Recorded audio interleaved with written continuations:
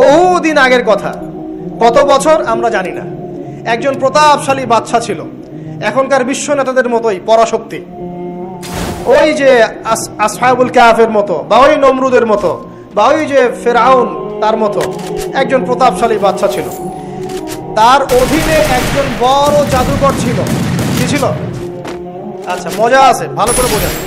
একটা বড় জাদুকর ছিল। এখনো কিন্তু বহু কান্ট্রি এই জাদুবিদ্যার চর্চা করে, আপনারা জানেন না।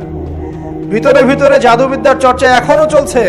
আর এই জাদু সত্য, জাদু সত্য, চোখের বদনজরও সত্য। সায়েন্স বিশ্বাস করুক না করুক, এগুলো সত্য।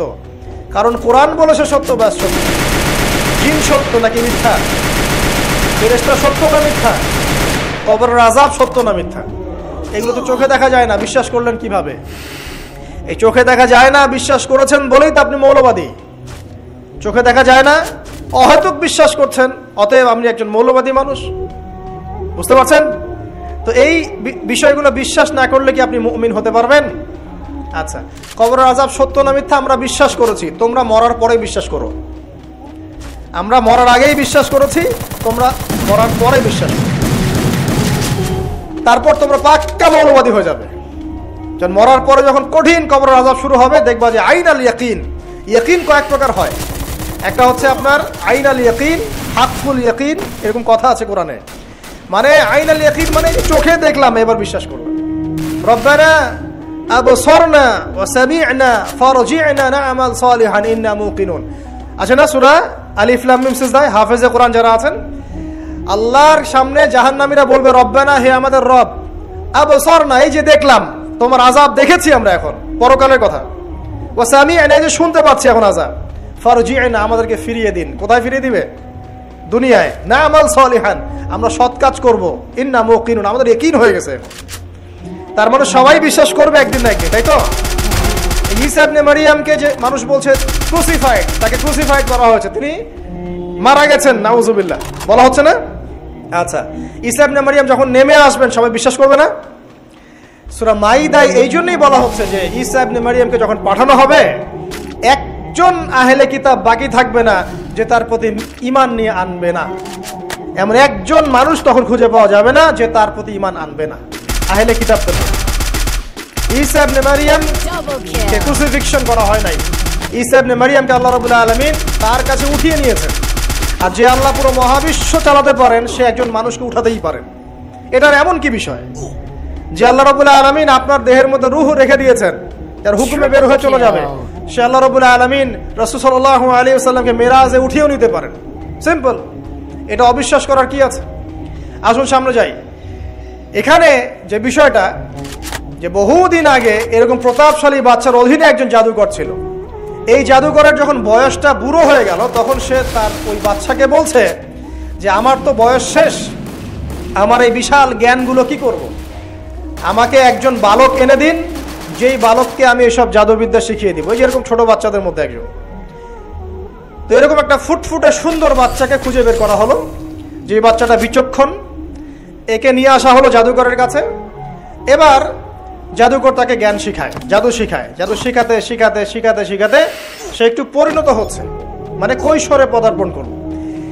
এখন সে যখন জাদু শিখতে আসে, আসার পথে রাস্তায় দেখে একজন পাদ্রী আছে। পাদ্রী মানে কি? পাদ্রী মানে দরবেশ, মানে যে আল্লাহ বিশ্বাস করে, হয়তো আগেকার আসমানি কিতাবে সে বিশ্বাস করে, এমন একজন পাদ্রীর সন্ধান সে পায়। সে ওই পাদ্রীর কাছে গিয়ে বসে। সেই পাদ্রী তাকে আসমানি কিতাবের যে মর্ম, যে বাণী, এগুলো শোনায়। তার কাছে খুব ভালো লাগে যে মাশাআল্লাহ, এটা ঈমানের স্বাদ। যখন কোরআন শুনি আমাদের ভালো লাগে না? আসমানি কিতাব যখন শুনে তার কাছে ভালো লাগে। সে বলে যে আমি এটা শিখতে চাই। তখন এই পাদ্রী তাকে বলে, তুমি তো জাদু শিখতে যাও এই বাদশার দরবেশের কাছে, বাদশার জাদুকরের কাছে, যদি ওরা জানতে পারে তাহলে তো সমস্যা। তাহলে উপায় কি?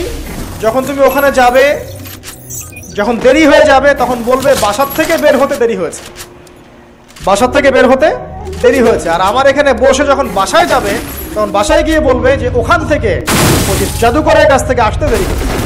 মানে কৌশল অবলম্বন করতে তিনি শিক্ষা দিলেন। কৌশলের প্রয়োজন আছে না?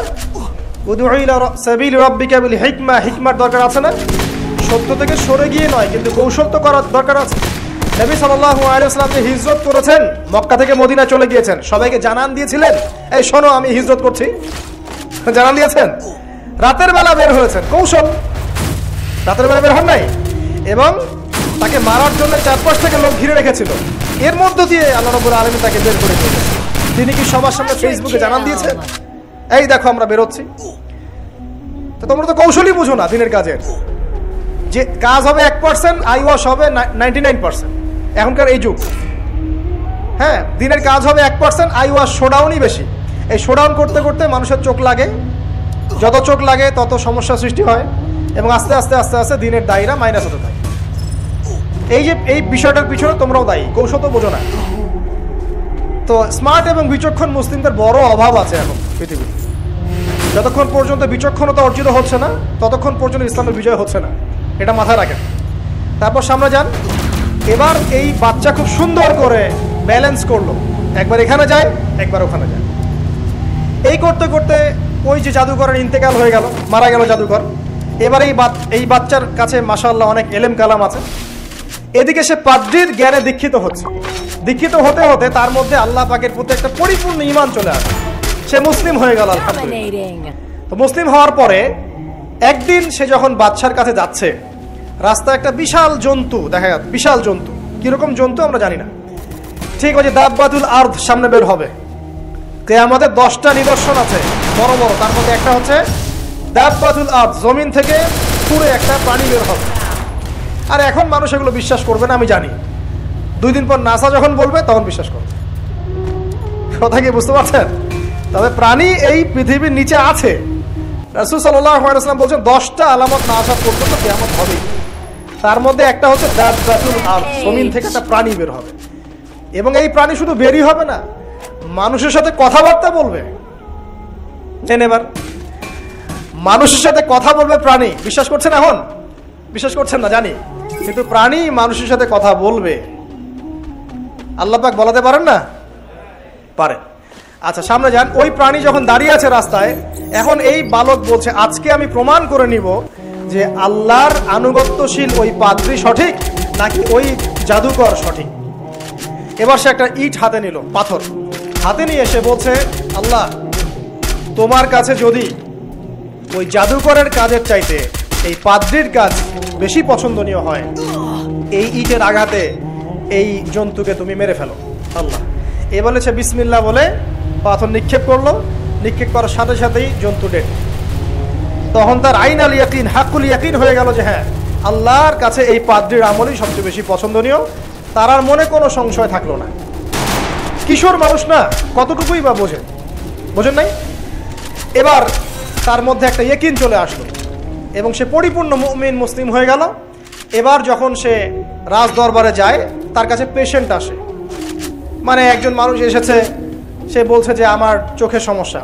সে চোখে হাত দেয়, হাত দিয়ে বলে যে আপনি আল্লাহর প্রতি ঈমান নিয়ে আসেন, আমি আল্লাহর কাছে দোয়া করব, চোখ ভালো হয়ে যাবে। এভাবে পেশেন্ট আসে, সে বলে আল্লাহর প্রতি ঈমান নিয়ে আসেন, আমি দোয়া করব, ভালো হয়ে যাবে। এভাবে আস্তে আস্তে তার নাম এবং খ্যাতি ছড়িয়ে পড়তে লাগলো। যেই তার কাছে আসে সে বলে আগে মুসলিম হন, ইমানদার হন, আল্লাহর প্রতি বিশ্বাস করেন, আমি দোয়া করব, ভালো হয়ে যাবে। চোখ অন্ধ ভালো হয়ে যাচ্ছে, কুষ্ঠরোগী ভালো হয়ে যাচ্ছে, হ্যাঁ প্যারালাইজড রোগী ভালো হয়ে যাচ্ছে, আলহামদুলিল্লাহ। নবী ঈসা আলাইহিস সালাম এমনটা করেছিলেন না? আল্লাহ পাক চাইলে করতে পারেন।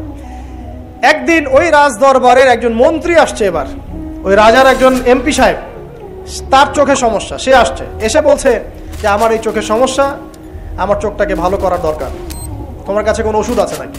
সে বলছে যে আপনি আল্লাহর প্রতি ঈমান নিয়ে আসেন, আমি আল্লাহর কাছে দোয়া করব, আপনি ভালো হয়ে যাবেন।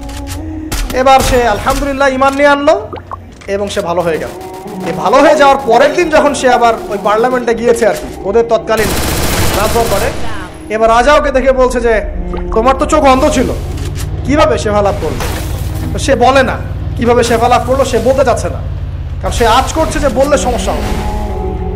এক পর্যায়ে তাকে খুবই পিটুনি দেওয়া হচ্ছে, রিমান্ডে নিয়ে গিয়ে কঠিন মাইট দেওয়া হচ্ছে। এক পর্যায়ে সে মারের যন্ত্রণা সহ্য করতে না পারে বলে ফেললো যে ওই বাচ্চা, তার কাছে গিয়ে আমি আরোগ্য লাভ করেছি এবং সে আমাকে বলেছে যে তার রবের প্রতি ঈমান নিয়ে আসতে, তাহলে আমি শেফা লাভ করব। এই বাচ্চা এখন বলছে ফেরাউনের মতো যে আয়না রব্বুকুমুল আ'লা, আমি তো তোমাদের রব, নমরুদের মতো আমি তো তোমাদের রব, আমি তো জানি না যে আমি ছাড়া তোমাদের কোনো ইলাহ আছে? এবার এই লোকটাকে হত্যা করা হলো, এই এমপি সাহেবকে হত্যা করা হলো, বিকজ সে ঈমান নিয়ে আসে। এবার সেই বালককে ডেকে আনা হচ্ছে, বলা হচ্ছে বলো তুমি নাকি তোমার রবের নাম দিয়ে মানুষের ট্রিটমেন্ট করা শুরু করেছো?